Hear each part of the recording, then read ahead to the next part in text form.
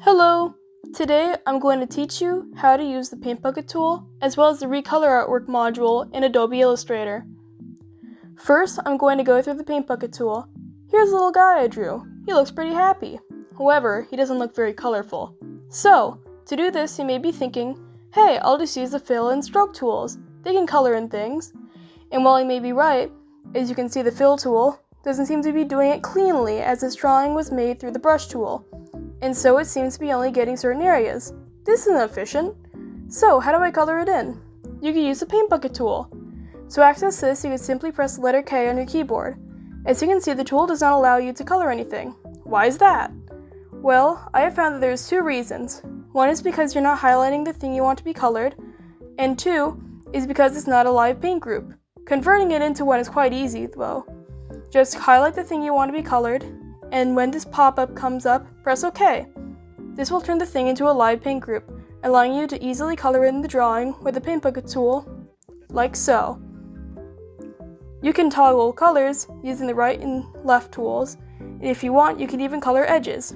However, this isn't very efficient as it can only be good for coloring in certain edges. If you want the entire outline or edge to be colored a certain way, you can simply just input a color in the stroke module in Properties. Well, here's a little guy. He looks very colorful now. And it's all thanks to the Paint Bucket tool. You may think this is over, but it isn't. I'll now talk about the Recolor Artwork module. Here is the place little guy lives. He's happy here. Or is he?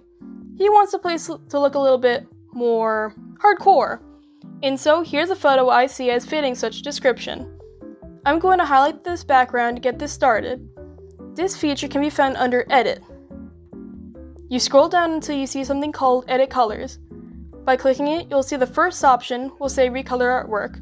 This is where the fun begins. You can move around the colors here to change what colors you want to be shown. They'll remain consistent with the colors you originally picked though. This can be changed with the Color Library module, which changes the colors that are provided to you in this fashion, like here. You can also determine which colors you want to be prominent in the piece. You want more green? Pull it forward. Less gray? Pull it backward. Do it the way you want. Now I'm going to transition into the color theme picker. Like what this little guy wants, I'm going to select the background like usual. However, clicking the color theme picker will allow me to use images, like this, to model the colors for the background. With the color theme picker selected, you click the image. Immediately, the colors will be translated to the background color. Now this is the kind of place this little guy wants to live.